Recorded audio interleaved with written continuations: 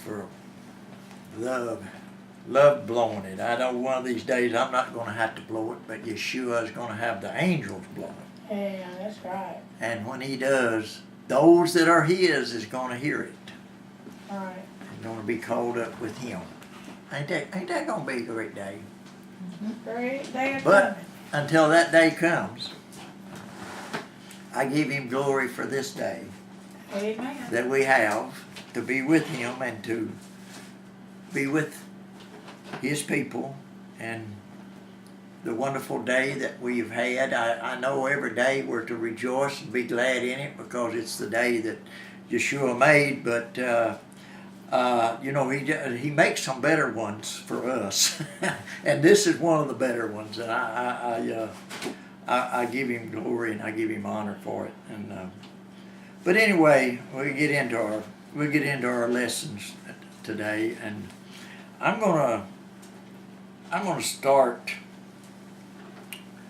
I'm doing it here, and I'm also trying to, if Yeshua's will, I'm trying to put it on paper too, or written and put it down in the on the web page, and also on the group page here, but the grafted in page. But right now, you know, I'm working on both, and it's the book of Galatians is the ones I'm going into, and I know I've hit on Galatians quite a bit. I know when we was doing the study in Hebrews that, you know, I referred to Galatians quite a bit in it, but we never have, as I can remember, but we never have went through the whole book chapter by chapter or verse by verse and really understand what Paul is saying, and or you know, writing to the church here, and to all of those that are in the, you know, that are in Messiah Yeshua, and the gospel that he taught, you know, and he is more, I guess, specific in this book, because these people that he's writing to had evidently, and we'll read it in the first verse or first chapter here. They had, of course, he had preached unto them the gospel of the Messiah, but as we also learn on into the book, as we get on into the book, that there was others that come in amongst them, trying to subvert the word, the gospel, and get them to following something else other than the gospel that Paul had preached to them. And and this first chapter, maybe I won't be too long on it, because it's his greeting, and it's his or at least I don't want to use the word usurping, but he's proclaiming his authority in the Messiah as a teacher and a preacher of, or an apostle of the Messiah. And he gets on into a little other things, but that's the one thing I want people to grab a hold of here, and I want you to pay attention as we go through the whole book, because he brings out things that's awful clear once we understand what Paul is really talking about, or what the gospel is really teaching us. We really understand, or he brings out a lot of things in this letter here to the church, or the assembly there at Galatia. He brings out in this letter some very important things. You know, today, in a lot of teachings today, either Yeshua done away with the laws, and we're haphazardly doing what we want to do as long as we confess that Messiah's our, that Yeshua is our Messiah, and we're just okay with that. And when we all go die, we're all going to go to heaven because, you know, he's our Messiah, and by his grace are we saved, and And then so there's that sect, and then there's ones that. These has Paul so confused. The other sect has Paul confused because they think Paul's preaching, by grace we're saved, and not of works. Of course, it's not of works, but they don't understand what Paul is talking about. And just as much the other way is that the people just doesn't understand what Paul is talking about. Many people today want to teach that. After his experience on the road to Damascus, when Yeshua appeared to him there on the road, that he just went to confessing the Messiah was the Savior, and then just went about doing his walking in the law and according to the laws, like he always had, or at least that's the presumption that they give to me, that that's what Paul done, but. Paul's life completely changed when Yeshua appeared to him, and he took him, on or had him to go in, and be told what he must do, and when his life completely changed, his outlook on the old covenant, new covenant, everything completely changed when Yeshua appeared to him. But people don't seem to understand that his life and completely changed.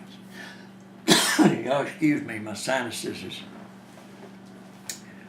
trying to drain on me, but I might have to cough here every once in a while. But we need to understand. We need to understand this, and in order to really understand the gospel that Yeshua had Paul to preach, and his other apostles had them to preach, was completely different than what Israel or the Jews, or should I say Israel and the Jews, had heard before. It was completely different, and it's evident. It was completely different in that they were trying to destroy the apostles. Matter of fact, they managed to kill, to martyr a lot of the apostles. Peter, was. James was. A lot of the apostles were martyred because of this gospel. And it's not because they went about doing the same thing they've been doing, only proclaiming Messiah or Yeshua as the Messiah. But it's because when they was revealed to them by the Messiah, they completely changed. And this is what I want people to see and to understand, that this gospel that you and I have today is not the same thing as they had under the old covenant. It's not even the same covenant that they had. It's not. It's completely different, completely changed. And people want to teach you, well, Yahweh never changes. Yeshua never changes.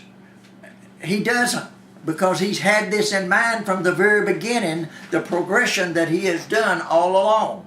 He hasn't changed anything. He's just progressed it along in different generational periods. But the people just can't understand that, it's because their minds are not enlightened by the Spirit. But anyway, let me get. I'm rambling on and trying to get on ahead of myself on this, but I want to establish one thing here, just as Paul is establishing. He's establishing himself in this first chapter here before he gets into what he's really going to talk about and really going to teach them about.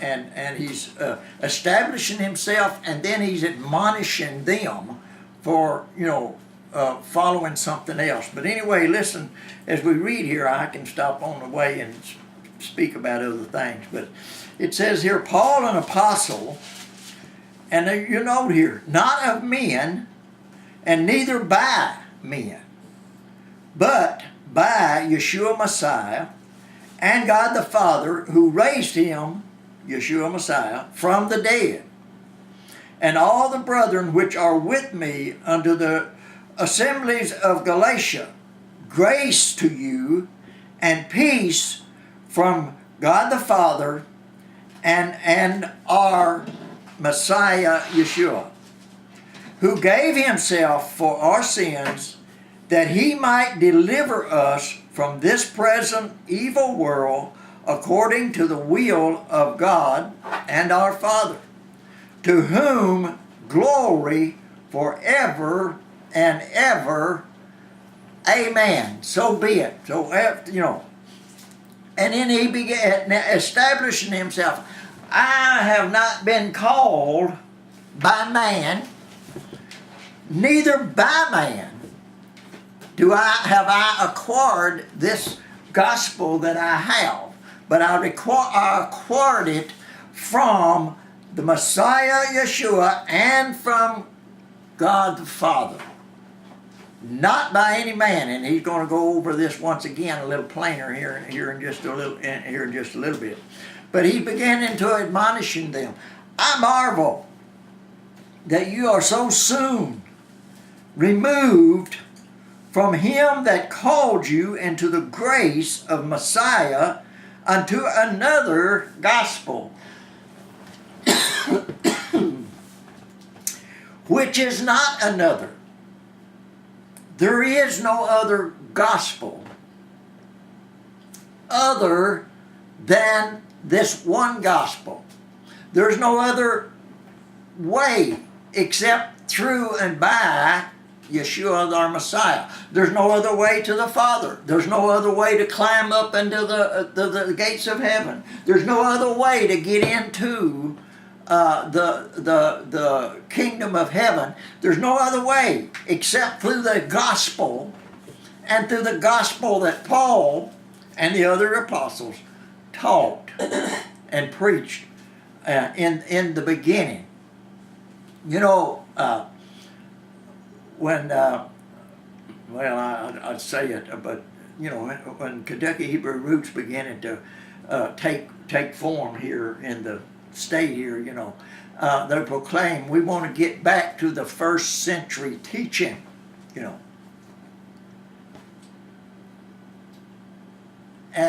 But the problem and the reason I'm frankly no longer part of it. But the reason is because they didn't go back to the first century teaching of the gospel, but they went back to the Jewish and Israel teaching of the law or of the Torah, and proclaiming it instead of proclaiming Yeshua Messiah. They only claimed him through obedience. And I wrote something down. Yeshua gave this to me the other day, and I wrote it down because I didn't want to forget it. But anyway, and I'll state it the way he wrote it down. I mean, he gave it to me because I wrote it down immediately. And I know a lot of people ain't gonna like it, but anyway, it says what he said was to me, and those who would have you keep the law is using Yeshua as a cloak to bring you back under the law. And that is a correct or a right definition of a wolf in sheep's clothing.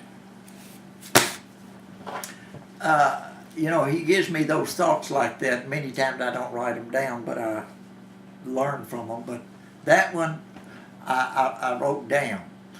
Those that would teach you to keep the law, because they don't.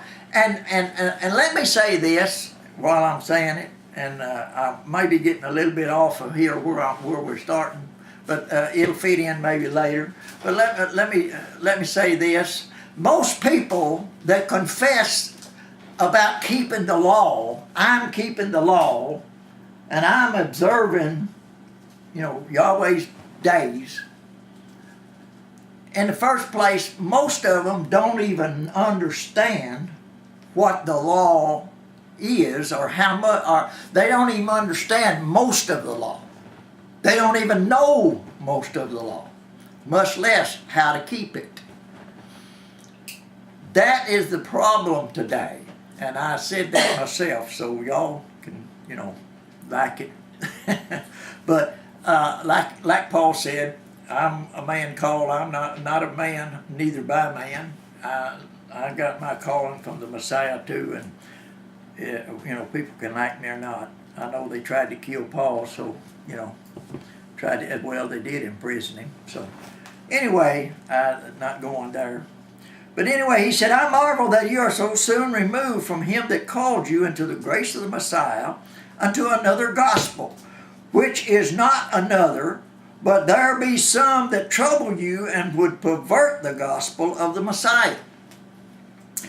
And he iterates here, but though we or an angel from heaven preach any other gospel unto you than that which we have preached unto you, let him be accursed. If they bring anything else, others, the teaching of the Torah. Most people don't even know what they're teaching when they teach in the Torah.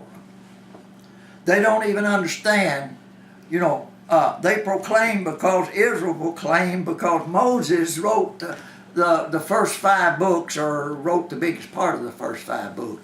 But that is the Torah, and that's all the Torah. I got news for you. This whole thing is the Torah. If you don't understand that, then you don't understand anything about it. This whole thing is the Torah. This whole thing teaches us about the laws of Yahweh and how to observe them, or how to put our faith in Him in order to observe them. The whole thing, from Genesis to Revelations, the whole thing is the book of Torah. We can use the other first 5 books, and they're very good and very profitable and very good books to know. That lined out the things that reveal to you and I that we are sinners and that we need a Messiah, or we need one for our salvation, because in ourselves we cannot do that thing. And they also teach that there would be a Messiah come that would deliver us. Even Moses said it, himself said it. There would be one coming after him. And it was to him that we was to look to, not to Moses and not to what he said, but to that one that was to come, that prophet that would be raised up among the children. That was the one that we are to listen to. That is the one that we are to put our trust and our faith in. And even Yahweh himself proclaimed that himself when Peter and John and James went up on the Mount of Transfiguration and with Yeshua, and Yeshua was transformed before them, and there they saw Elijah, and they saw Moses, and they saw Yeshua there on that, and Peter, being very bold in it, said, let us build 3 temples here. Let's build one unto Elijah, let's build one unto Moses, and let's build one unto Yeshua. And God himself, Yahweh himself, spoke out of it and said, this Yeshua is the one in whom I am well pleased. Hear ye him. Hear what he's saying. Hear what Moses told you to listen to. Hear him. And that's what Paul and Peter and James and the other apostles taught, was the gospel, that we are to look solely unto Yeshua, the author and the finisher of our faith, the one that would lead us and cause us to fulfill the righteousness of the law in Him, not by keeping it ourselves.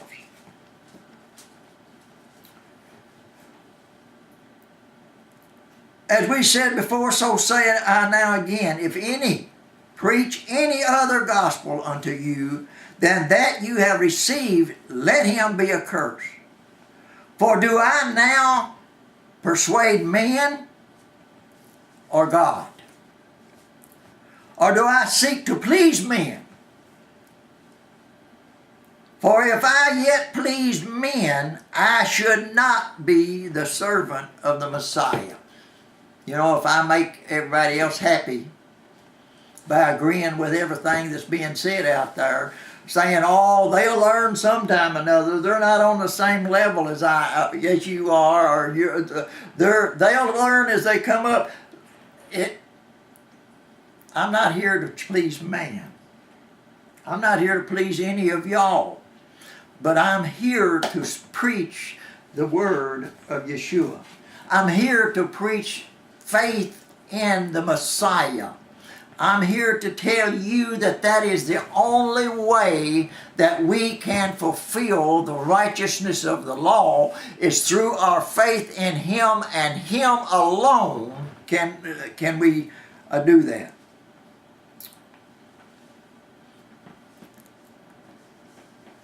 And if I try to please man by agreeing with everything else out there, then I'm not a servant of the Messiah to start with. And no one else is. That's patting everybody else on the back saying, oh, you're okay. You're okay. I heard, I'm really getting my foot into it now. But that's all right. If he wants me to say it, I'll say it. I heard someone the other day, or seen, or read where someone had written that, you know, about all of those that didn't understand and that didn't come unto the knowledge of the gospel of the Messiah. You know, that all those that is proclaimed to be the children of Messiah, proclaimed to be a child of Yeshua, but never came into the knowledge of Him, but followed their own or the teachings of man. But they will be okay because they did the best they could. They're okay. They did the best they could. My best is as filthy rags in the sight of Yahweh. My best, the best I can do, the best I can believe, the best I can walk, the best I can do, or anyone else out there, is as filthy rags in the sight of Yahweh. My way, or what I do, is not going to get me there. It's my faith in Him and allowing Him to lead me, and allowing Him to do what He does. And I know that don't sit well with a lot of people, but I'm sorry. I've got people the same as everybody else out there. They got people, and I'm not their judge, and I'm not their one that's going to say enter in or you can't enter in. I'm not that, but I know one thing. I know the word of Yahweh, and I know the word of Yeshua, and I know what it says. There is but one gospel, and that gospel is faith in the Messiah, and your faith in Him. He is revelation to you, that you walk in Him. For I neither received it of men, neither was I taught it, but by the revelation of Yeshua Messiah. Now let me read those two verses together for you to get them together. But I certify to you, brethren, that the gospel which was preached of me is not after man. But for I neither received it of men, neither was I taught it, but by the revelation of Yeshua Messiah. For you have heard of my conversation in time past in the Jewish religion. You've heard about how I was in the Jewish religion. How that beyond measure I persecuted the assembly of Yahweh, and wasted it, and profited by the Jews' religion above many of my equals in mine own nation, being more exceedingly zealous of the traditions of my fathers. But when it pleased Yahweh, who separated me from my mother's womb and called by his grace to reveal his Son in me. Understand what he's saying here? It's not my decision that I'm going to be saved and I'm going to walk. It's when Yahweh himself reveals his Son in you. When Yahweh says, I'll reveal my Son in you.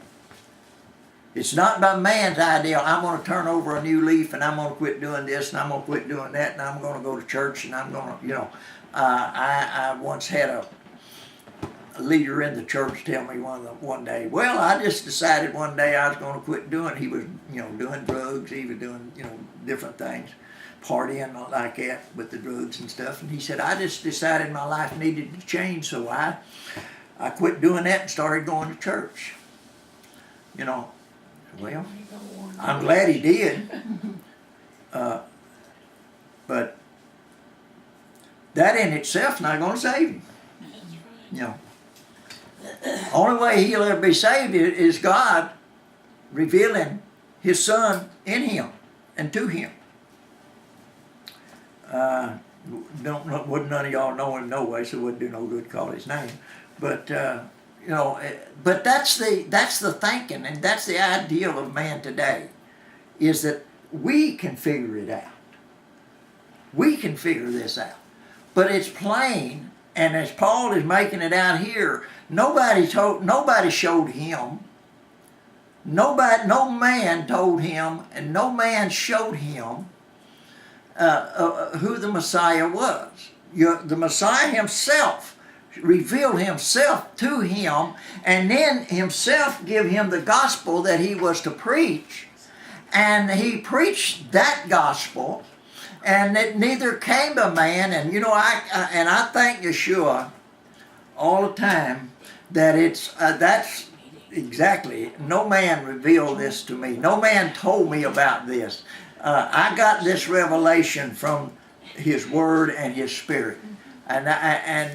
So I can't, I can stand not being Paul. I don't claim to be a man of that stature, but I can say this, at least he and I has that much in common, that no man taught me this. That's right. That's right. No man taught me this. Me either. And when I preach the gospel to the people, it didn't come by man, and it don't come by man, but it comes from him. And at least he and I has that much in common, and thank Yeshua for that. But anyway, but when it pleased God, who separated me from my mother's womb and called by his grace to reveal his Son in me, that I might preach him among the heathen, immediately I conferred not with flesh and blood. He's telling them, I didn't get this by man. Man did not reveal this to me. And when it was revealed to me, I didn't go to man to find out that it was true or not. Neither went I up to Jerusalem to them which were apostles before me. I didn't go to Peter, John, and James and all the others. But I went into Arabia and returned again unto Damascus. Then, after 3 years, I went up to Jerusalem to see Peter. 3 years. And that tells me something else. We won't get into all of that right now, but it tells me something else. That he wasn't obedient in other things according to the law.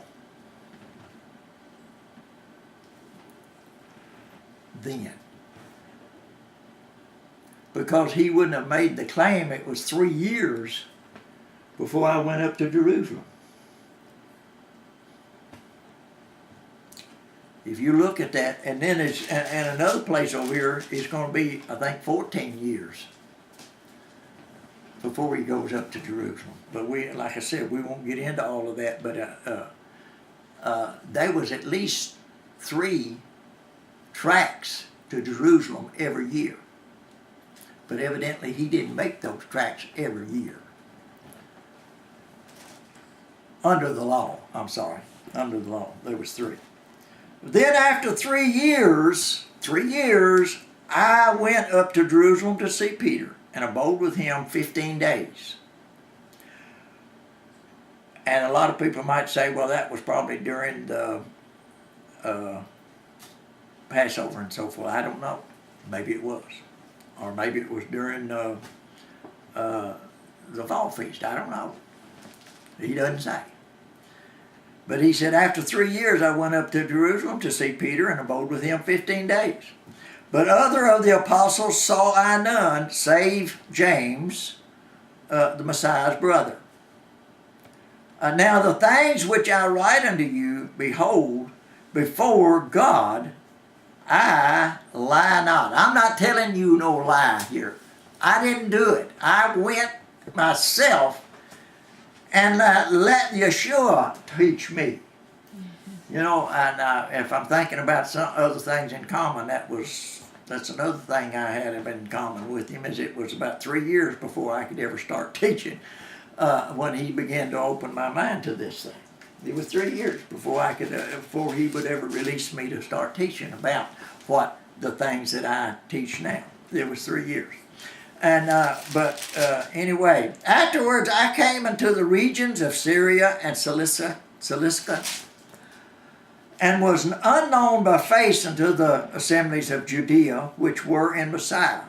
But they had heard only that he which persecuted us in times past now preaches the faith which once he destroyed, and they glorified God in me. And then he makes another statement here, and I may read into this, and we can, I don't have to take it chapter by chapter, but I just want to get in here, what I'm wanting to get in here is Paul establishing himself as a man of God and not of man, and neither by man, but he was the man of God, and one that God called out and told him or revealed to him his gospel, and he began to preach it. And he's going to start explaining a lot of this in the next few verses and chapters. The rest of the book. But anyway, he said, and I'll get this establishing that he's going through here. Get this over with today. It says, then 14 years after I went up again to Jerusalem with Barnabas, and took Titus with me, or with also.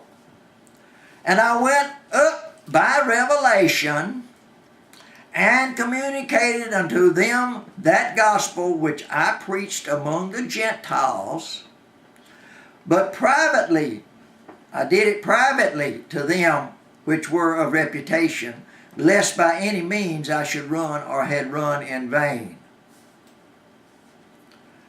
But neither Titus, who was with me, being a Greek, was compelled to be circumcised, and that was a big thing then. And it's coming back again to those who fall under that. Compelled to be circumcised, and that because of false brethren unawares brought in, who came in privately to spy out our liberty which we have in Messiah Yeshua, that they might bring us into bondage. Coming in among those who have had the gospel preached to them, and this is what they had done evidently, because Paul is admonishing the church here, that here you are, doing this, you're going back on the gospel that I have already preached to you and trying to do something else when there is no other gospel. And Paul is establishing it here. Then 14 years after, I went up again to Jerusalem, and then and he spoke only to those that were of reputation or that knew the gospel. And I would assume right now that he would be talking about the other apostles, some of the other apostles that were of reputation, lest by any means I should run or had run in vain. But neither Titus, who was with me, being a Greek, was compelled to be circumcised, and that because of false brethren that had come in and telling them what? I mean, if you can't figure out what they were telling them, then there's no use in me trying to tell you, I guess. But they're coming in and telling them, oh, if you want to be the Messiah and follow the Messiah, then you have to be circumcised and you have to keep the laws.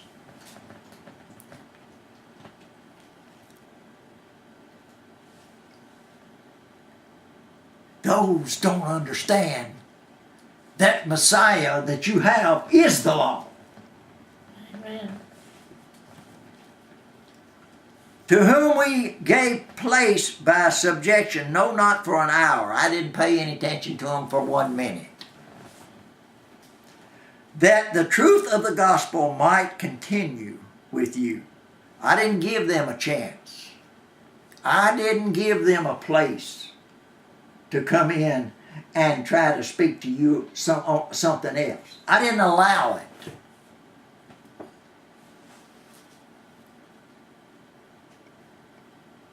And I didn't allow it for this reason, that the truth of the gospel will continue with you. Because when you start listening to all the other garbage that's out there, then you get confused in your mind. Well, maybe he's right. Maybe she's right. Maybe this is the way it is. Maybe I'm too how would I say it? Too strict. I don't know. That's not a good word, but maybe I'm too strict. I'm going to tell you what, if you got your faith in the Messiah and you're listening to him and you're watching and to do what he leads you to do and not what everything else, you're not being too strict.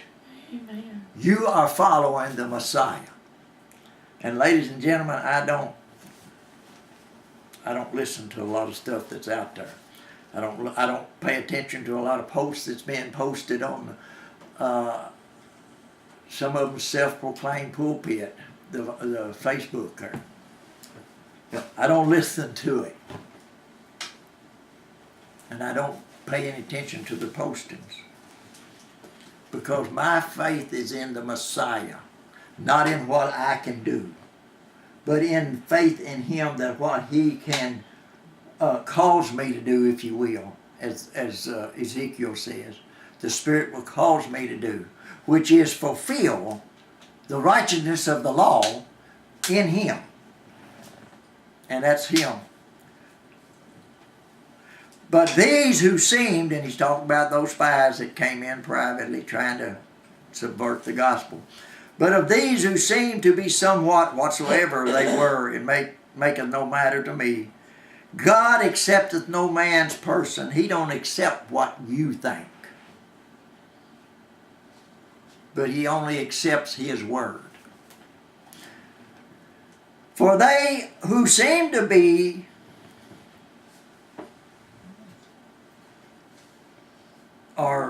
let me read it the way it says there. God accepteth no man's person, for they who seemed in conference, in agreement, in what they said, that appeared to be, added nothing to me. But contrariwise, when they saw that the gospel of the uncircumcision was committed unto me, as of the circumcision was unto Peter. For he that wrought effectually in Peter to the apostleship of the circumcision, the same was mighty in me toward the Gentiles.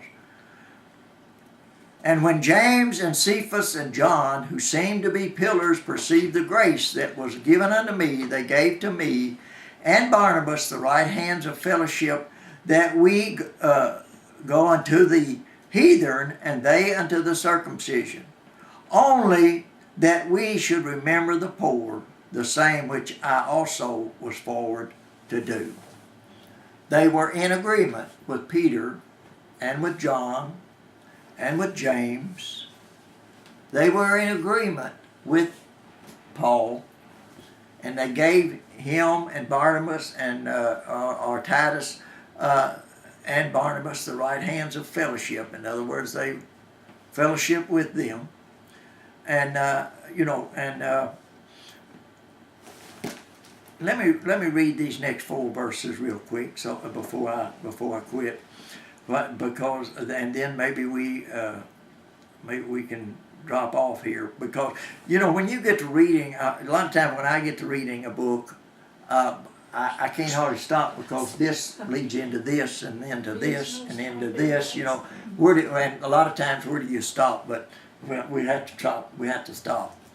But it says, but when Peter was come to Antioch, I withstood him to the face, because he was to be blamed. Now this was the one to whom Yahweh or Yeshua himself chose to deliver the gospel first unto the Jew and then to the Gentile. This was the one that Yeshua himself chose. But even he got carried away a little bit. But when Peter was come to Antioch, I withstood him to the face, because he was to be blamed. For before that certain came from James, he did eat with the Gentiles, but when they were come, he withdrew and separated himself, fearing them which were of the circumcision. And the other Jews disassembled likewise with him, insomuch that Barnabas also was carried away with their dissimulation, and that's with their separation and getting away from them. Ooh, we better not be seen with them. We'll be talked about back in Jerusalem. But when I saw that they walked not uprightly according to the truth of the gospel, I said unto Peter before all, if thou being a Jew livest after the manner of Gentiles, and not as do the Jews, why compellest thou the Gentiles to live as do the Jews? If you're gonna do it in their presence, you're gonna live after them and do what they do, and I'm talking about as long as it's in Yeshua, and so is Paul here. You can't go out here into the world and do as the world. No. You're in the world, but you're not part of the world. Well, he was with these Gentile believers, and frankly, he was part of the Gentile believers up until the Jews came, and he got carried away with what they might say or might think, and disassembled himself from them.